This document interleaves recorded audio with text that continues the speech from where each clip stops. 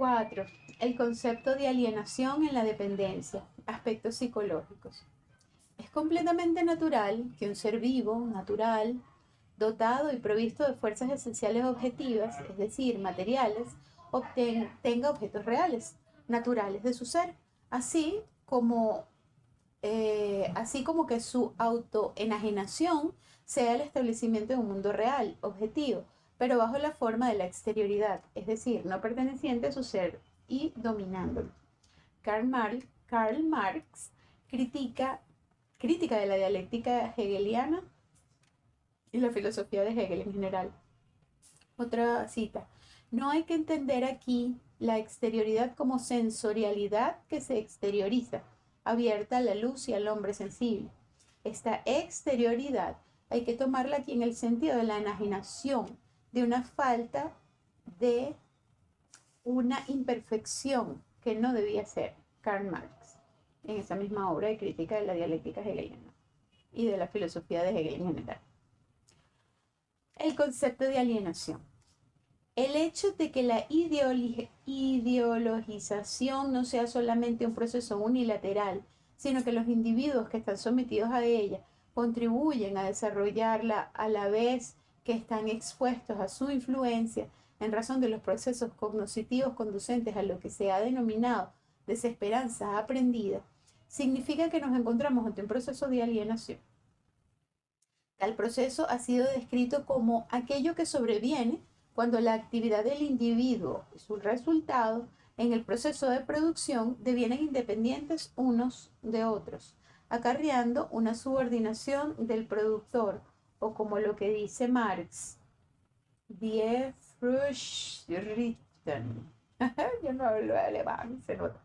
Cuando el objeto producido por el trabajo, el producto de este último aparece como extraño, como una fuerza independiente del productor, y que el productor se comporta en relación al producto de su trabajo como si se tratase de un objeto extraño, no como algo que viene a él mismo.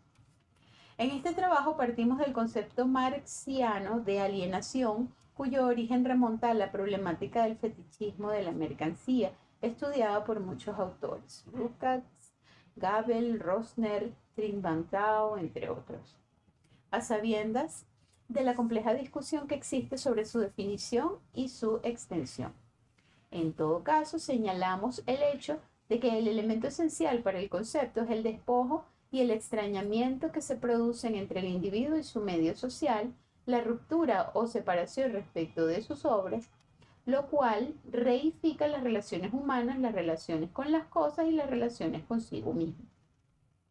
Es decir, la ocultación de la relación entre el productor y el producto por una relación de poder que proviene del desequilibrio entre sus elementos, o como lo expresa Gabel, al indicar las similitudes entre alienación y reificación, el hecho de que el conjunto de las obras del hombre se vuelve extraño a él aparece como una realidad objetiva natural, cuyas leyes inaccesibles a la voluntad humana poseen el carácter obligatorio y fatal de las leyes de la naturaleza.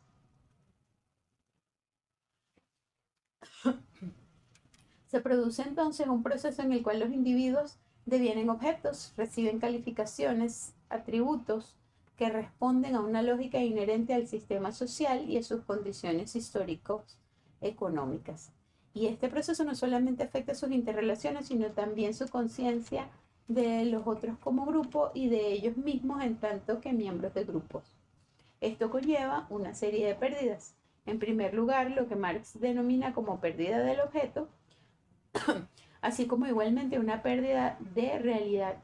Al mismo tiempo se da también lo que Strmska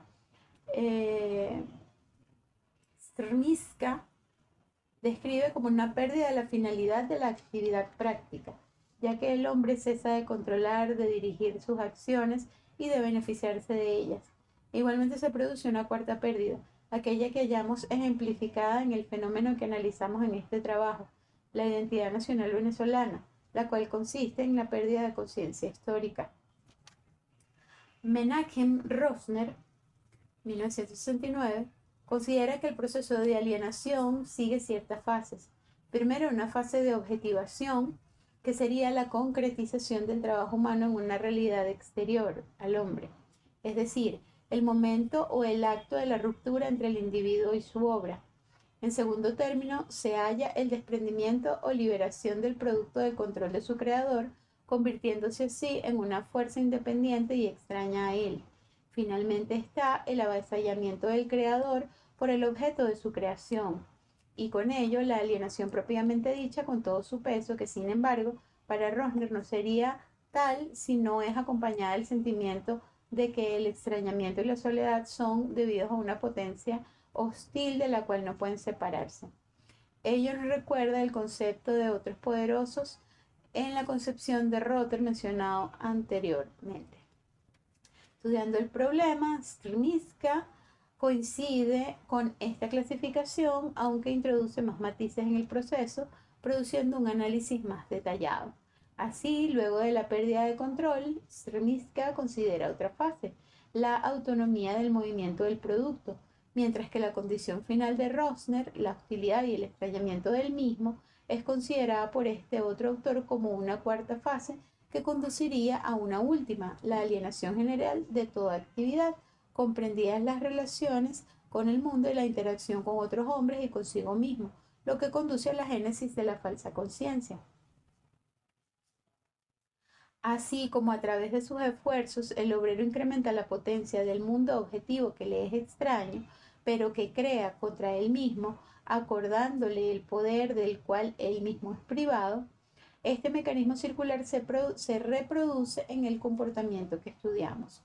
Ante las circunstancias negativas que castigan e inhiben las respuestas reforzadoras del yo y de la identidad grupal, el individuo tendrá tendencia a retirarse y a ser cada vez más pasivo e indiferente, reforzando así la calificación negativa que recibe desde afuera, a la vez que él mismo la acepta, deviniendo finalmente en un sujeto tanto activo cuanto pasivo en su propia alienación.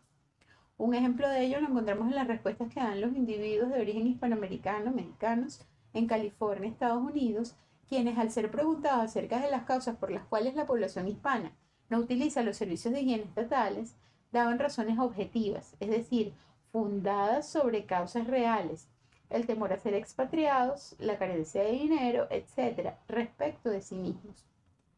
Pero en cambio, hacían eco de la consideración negativa estereotipada de que son objeto en los Estados Unidos las personas de origen mexicano cuando se referían a las razones de sus compañeros.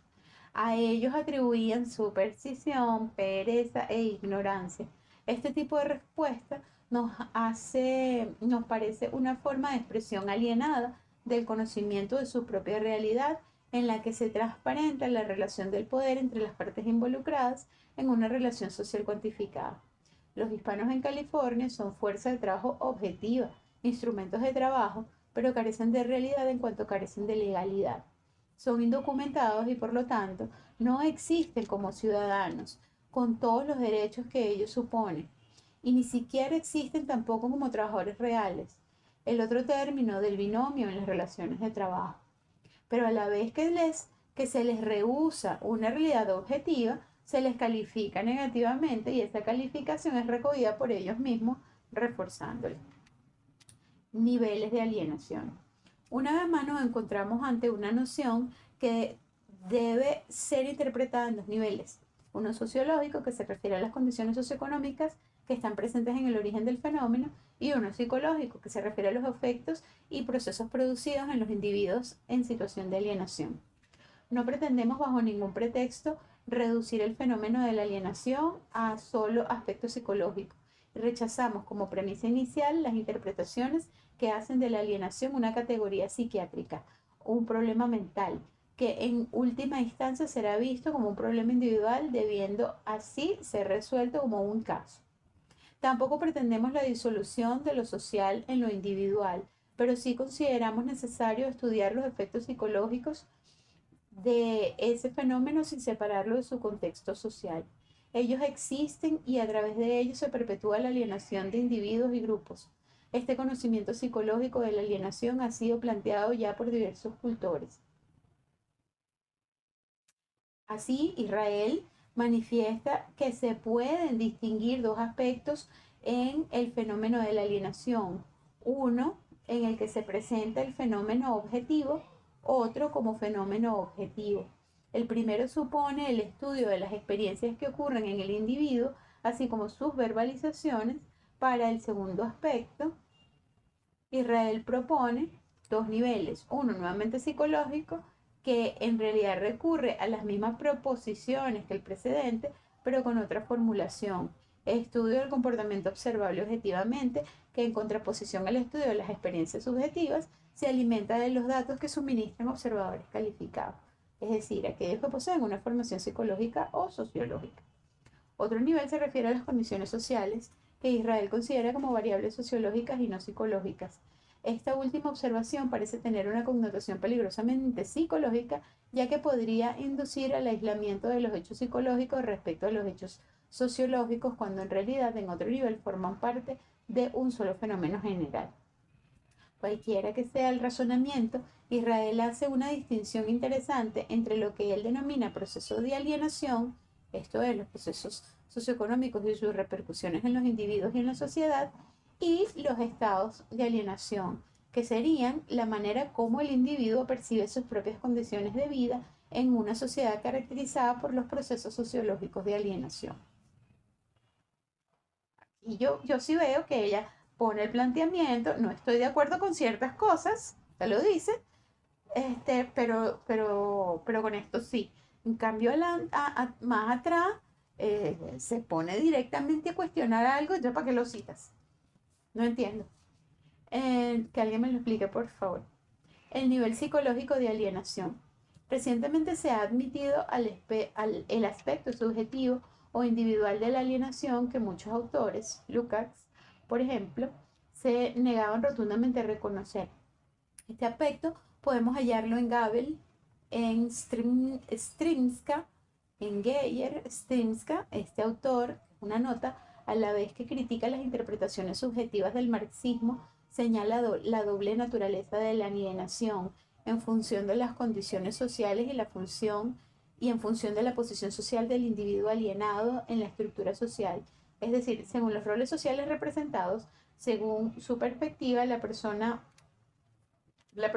es reconocida aun cuando aparece subordinada a las exigencias del sistema social. Ajá, continuamos.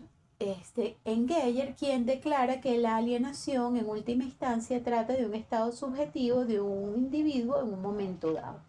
Visión esta particularmente individualizadora y muy acorde con la fundamentación de este autor en la teoría de sistemas, la cual finalmente lo lleva a considerar la determinación de la alienación, es decir, los factores que, para usar sus propios términos, tienen una existencia objetiva en su medio ambiente, obsérvese las comillas acompañando el término objetivo, como algo que bien puede existir, pero cuya existencia le parece lejana, desligada del sujeto, como una especie de marco de referencia que se proyecta más allá del individuo.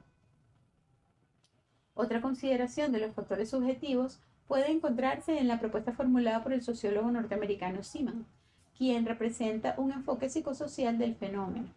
Según su punto de vista, la alienación puede asumir diferentes formas, ya que se expresa a través de diversas manifestaciones. Considera así 5 formas de alienación que describen procesos psicológicos. En primer lugar, tenemos lo que denomina como sentimiento de falta de poder o sentimiento de impotencia, que consiste en la baja expectativa o probabilidad mantenida por el individuo de que su propia conducta no pueda determinar la ocurrencia de los resultados o reforzamientos que él busca.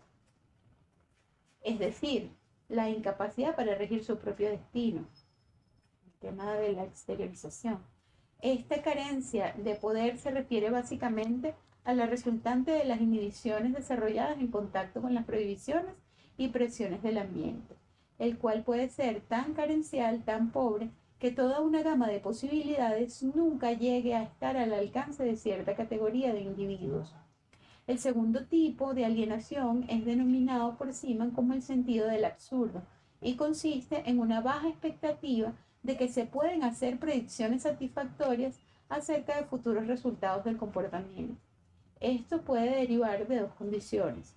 Uno, el individuo llega a un grado tal de desapego respecto del medio que lo rodea que si no encuentra otro, tiene entonces que volverse hacia los recursos internos de los cuales dispone, que lo llevan al aislamiento, a la ensoñación, a las fantasías, y que lo conducen a hacer proyectos que no son seguidos por acciones concretas. Ajá, ya va. Dos, la situación en la cual los individuos están obligados a vivir debido a causas externas están obligados a vivir debido a causas externas se vuelve tan compleja que ya no pueden dominarla, por lo cual recurren a la estereotipación o a cualquier otro medio que les permita simplificar la información, acarreando mayor deformación de la realidad e interfiriendo en el aprendizaje. Por lo tanto, como les es imposible predecir los resultados de sus propias acciones, siendo imprevisible también el medio, su comprensión escapa a los sujetos. Esto puede ocurrir porque el medio y sus instituciones, gobernados por una racionalidad de la cual el individuo es excluido, producen una dinámica cuyo ritmo y acción le son ajenos y los mecanismos de los cuales está provisto y mediante los cuales trata de clarificar sus relaciones insuficientes son insuficientes por causa de ese desajuste. Los individuos apartados de las leyes que regulan el cambio social, sin acceso a su ordenamiento, no pueden comprender ese cambio, por lo cual sus acciones no encajarán en él, agravando más aún el desajuste. Igualmente, el medio social puede hacerse tan rígido, tan estratificado y estático, que los intentos de cambio provenientes del área individual carezcan de sentido en él, convirtiendo a los individuos en desviantes que deberán muchas veces pagar cara su desviación. Una tercera forma de alienación a la cual hemos hecho alusión ya es el aislamiento. Este consiste en asignar un débil valor remunerador a los objetos o creencias que de manera típica son altamente valorados en una sociedad dada, equivalente a una de las formas bajo las cuales se expresa la desesperanza, y se trata evidentemente de un concepto asociado a la teoría mertoniana. Se puede decir otro tanto acerca del autoextrañamiento, cuarta forma de alienación, definido como el grado de dependencia de la conducta dada respecto a futuras recompensas anticipadas. Por ejemplo, respecto de recompensas que se sitúan fuera de la actividad misma.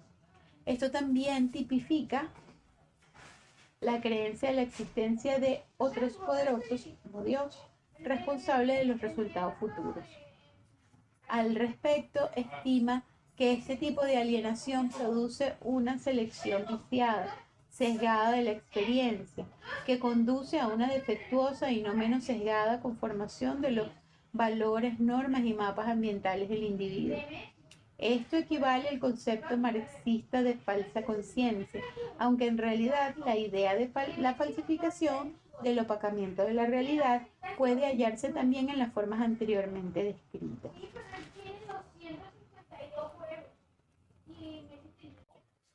El último tipo lo constituye la ausencia de normas. Una alta expectativa de que conductas socialmente desaprobadas sean requeridas para alcanzar objetivos dados. Esto corresponde también a lo que Merton y otros autores han llamado anomia, y explica por qué a veces las revoluciones pueden producirse en sociedades oprimidas y alienadas. Ese distanciamiento de los individuos con respecto a la sociedad que los oprime y los separa de todo control, atribuyéndoles etiquetas negativas y acusándolos de todas las fallas y de todos los fracasos, termina por cortar todo nexo entre el individuo y el sistema al cual pertenece, apartándose de él hasta tal punto que la necesidad de una sociedad a la cual se pueda pertenecer es más fuerte que el temor, el rechazo y la exclusión.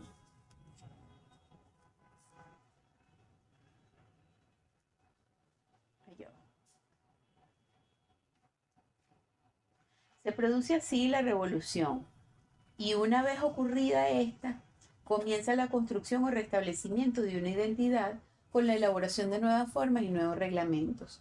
Este fenómeno se puede observar en ciertos países latinoamericanos, en Cuba, con su política de crear el hombre nuevo, en las microrevoluciones antillanas, que recientemente han adquirido su independencia, acerca de las cuales el problema se expresa con gran complejidad, pues se intenta buscar Por una parte, una identidad común a todas las Indias occidentales, West Indies, ex colonias inglesas, lo cual es ya a partir de una falsa denominación.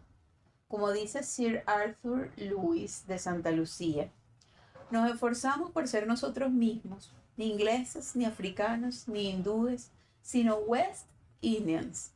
Pero como señala Clark, la pluralidad es lo que caracteriza a ese conglomerado, por lo cual se hace particularmente difícil esa supraidentidad.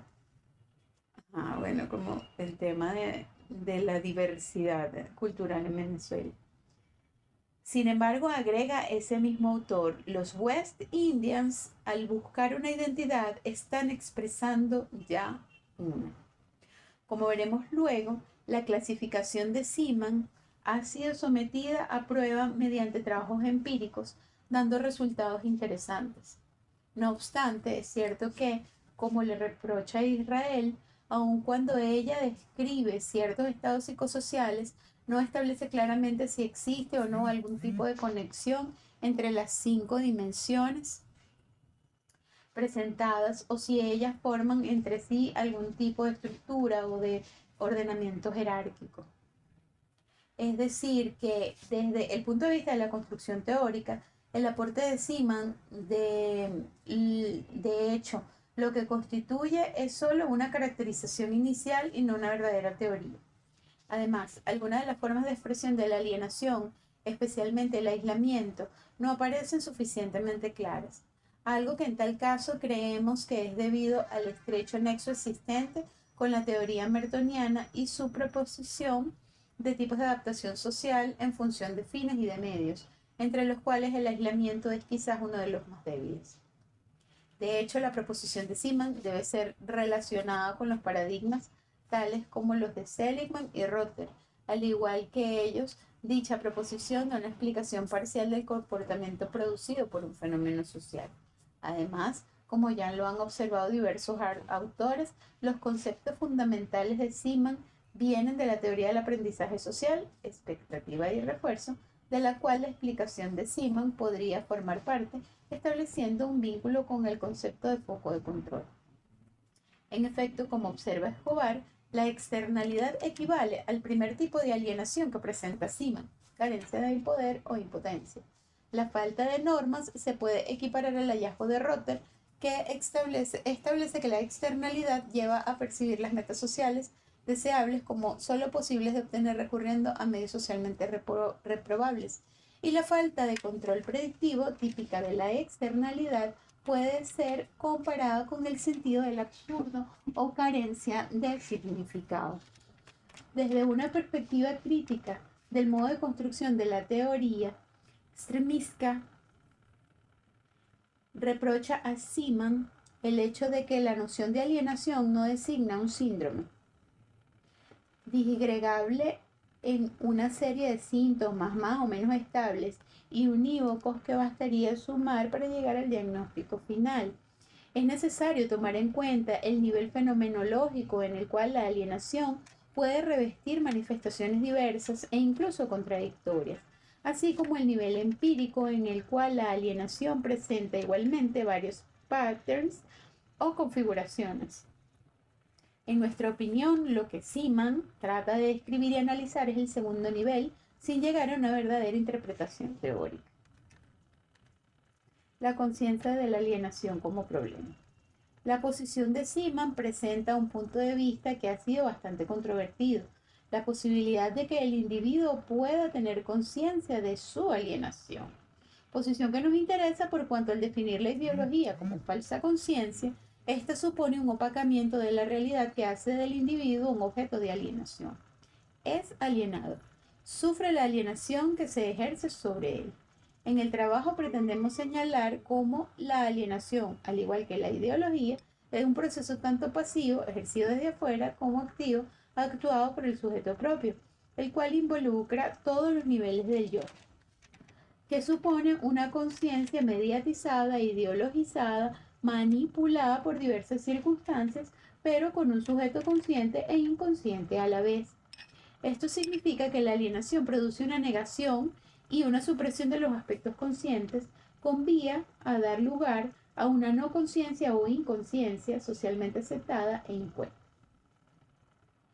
Es decir, que de acuerdo con las oscilaciones de la ideología, ora latente, ora manifiesta, así la conciencia de la alienación podría tener un movimiento de vaivén en el cual priva, sin embargo, ese fenómeno ya comentado, de aceptar la situación que produce tales hechos como algo normal y de atribuirse las causas del desajuste a sí mismo, culpabilizándose, responsabilizándose por la incoherencia vislumbrada.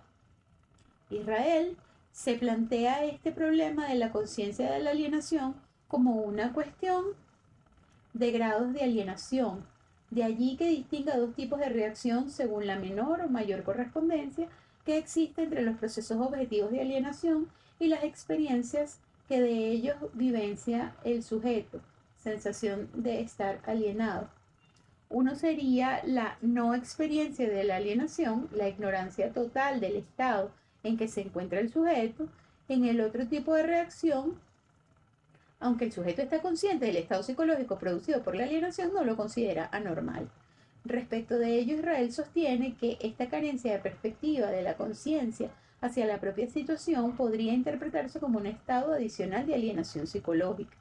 El individuo se halla en tal estado de alienación que ya no puede realizar la experiencia de su propia alienación. La situación psicológica de alienación podría, por tanto, conducir a una escisión entre la experiencia de la alienación y el análisis de la situación propia, análisis mediante el cual podría devenirse consciente. El resultado de esta escisión sería que o bien el sujeto ya no experimenta en absoluto el estado psicológico de alienación, o bien siente algo de lo cual es incapaz de rendir cuentas a nivel cognitivo. Esto parece describir bien la situación de malestar generalizado, el sentimiento opresivo, el descontento en las propias acciones y la representación en el mundo que en otros términos y en otro nivel traducen los estudios de la desesperanza aprendida. Asimismo, esta concepción del fenómeno considera por lo menos dos instancias: a la conocida concepción de la normalidad del mundo en que se vive, lo cual obstaculiza el conocimiento o aceptación del papel que juegan las condiciones sociales, pero desplazando el malestar y la insatisfacción hacia el individuo mismo, quien es culpabilizado tanto por sí mismo como desde el exterior. Alienación y externalidad. Luis Escobar estudió en Panamá la relación entre clase social y las variantes de la alienación. Tal como las describe Seaman, pasan a ser formas de expresión de la externalidad, logrando una perspectiva tanto sociológica como psicológica. Al indagar acerca de los obstáculos que impiden el desarrollo de los campesinos del Tonosí, Escobar constató que entre los rasgos psicológicos observados figuraban: 1. Tendencia en favor del foco de control externo. 2. Falta de iniciativa en su actitud general. 3. Orientación cognoscitiva negativa, la cual constituye una traba en la búsqueda de información y a la acción en pro del cambio. 4. Tendencia a los sentimientos depresivos. 5. Creencia en el hecho de que es indispensable recurrir a los medios ilegales para alcanzar los objetivos deseados. Es interesante observar que Escobar no encontró la relación entre la clase social, en tanto que variable, y el control predictivo, esto es, la capacidad de predecir los resultados de sus propios actos, aunque ello sí se produzca para las otras formas de alienación, las cuales aparecían con mayor frecuencia en los estratos más bajos. La ausencia de relación señalada nos parece comprensible vista a la luz de la teoría de la dependencia. De hecho, en una investigación realizada en Caracas, constatamos en una encuesta preliminar que, por ejemplo, la externalidad estaba presente tanto en personas de clase alta cuanto en obreros. Sin embargo, este es un punto que necesita ser objeto de investigaciones más profundas. Los campesinos panameños que describe Escobar, al igual que los havaneses, filipinos, malasios o los sudafricanos, tienen dificultad en alcanzar cierto grado de desarrollo, pero no debido a la existencia de estos rasgos, lo cual ciertamente constituye una desventaja importante. Aceptar esta explicación sería caer en el mismo error que han cometido muchos en los programas de ayuda para el desarrollo implementados en naciones del tercer mundo, ya que se trata solamente de una semi-explicación. La otra mitad completa el círculo. Si ellos presentan estas características, es porque han estado colocados en condiciones tales en que no podían sino desarrollarlas. Sin control, la falta de poder, la inseguridad, el miedo y la pasividad son bien naturales. Wow. Voy a tomar una foto a esto, ya que no puedo. Ajá. Anotarlo. Voy a anotar a Que Brasil le metió un gol a Venezuela o Venezuela a Brasil. Ajá. Ideología, alienación y comportamiento. Los individuos privados de poder, de control sobre resultados de su trabajo. ¿Dónde está? ¿Qué tenía aquí? Ajá. Están colocados en condiciones políticas y económicas aleatorias. Son objetos de segregación y se ven asignar lugares y posiciones considerados como socialmente inferiores. Al decírseles que son inferiores, perezosos, sucios, incapaces de producir y de crear a pesar del trabajo arduo, siendo privados a la vez de acceso al cambio, bien sea en el plano económico, político o social, o en los tres a la vez, aprenderán no solamente a comportarse como tales, sino también a creerlo. Este proceso implica, por supuesto, sus propias contradicciones. Al rechazar a estos nativos perezosos, convirtiéndolos en extraños, se tiende también a debilitar las cuerdas que los atan. La tensión comienza a ejercerse sobre las cadenas que terminarán por romperse. La revolución es uno de los resultados, pero la imagen negativa y la autodespreciación no desaparecerán instantáneamente, como se puede constatar en algunos países de América Latina. Otro medio de romper el círculo vicioso de la dependencia, ideología, alienación, es desarrollar el sentido comunitario, colocando el foco de control en los propios individuos. Adquirir el poder sobre el medio, dominarlo, puede llevar a pasar del ambiente inmediato al control de la estructura social.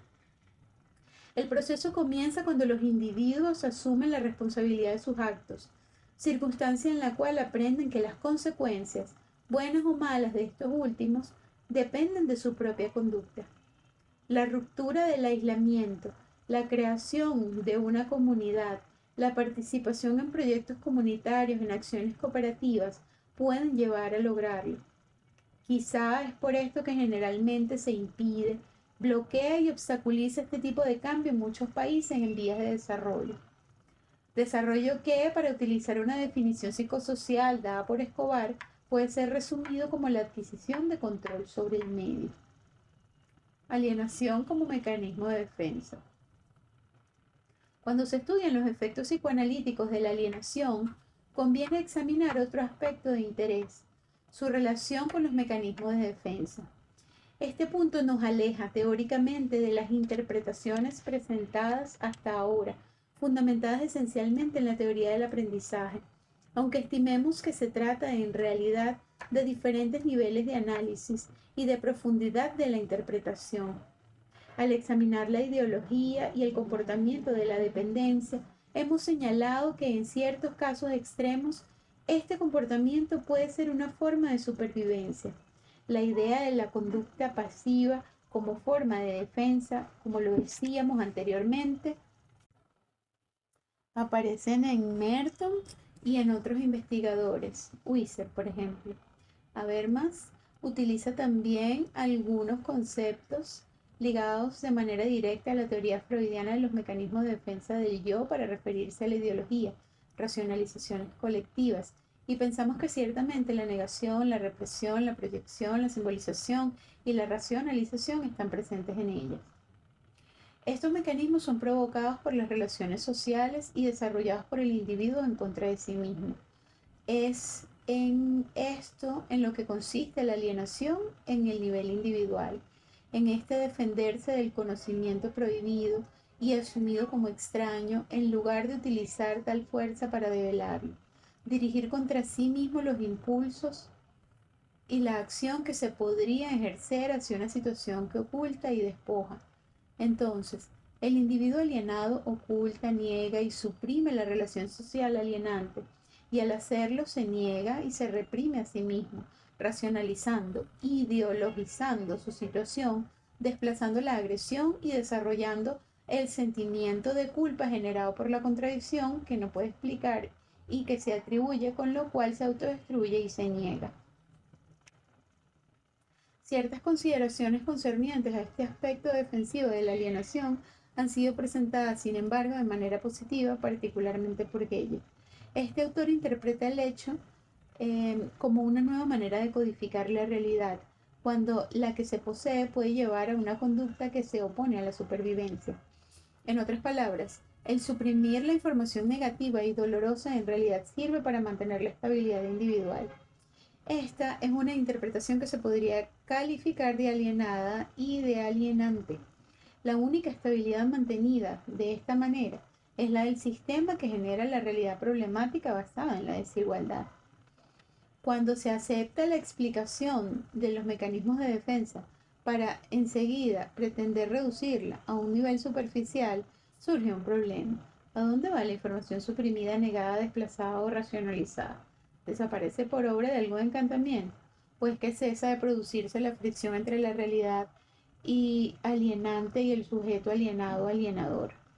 Si así fuese el caso, no habría más que explicar porque la alienación cesaría de existir como problema. Se trataría más bien de un mecanismo homeostático necesario y aún recomendable. Por ello, estimamos que se trata de una explicación alienante, ya que induce a aceptar una falsa realidad justificándola.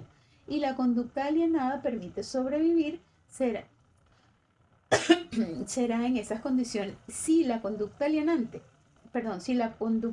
permite sobrevivir, será en esas condiciones negativas y con gran costo para el sujeto, aguantando y aguantando y aguantando y adaptándose.